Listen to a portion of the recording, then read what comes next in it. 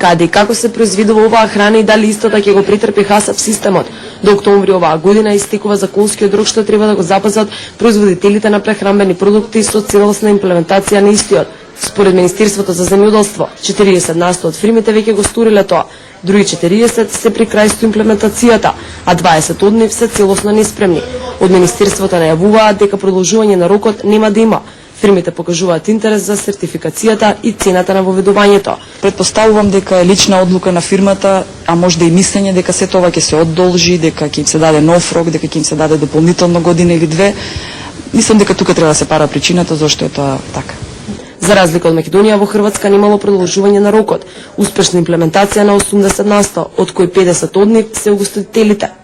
Дали во земјава ќе се запази рокот е се уште неизвестно. Фирмите за производство на храна и угостителските објекти, иако бараат продолжување на рокот, сепак се надеваат на ветувањето од Министерството дека нема да има казни веднаш по истекувањето на истиот.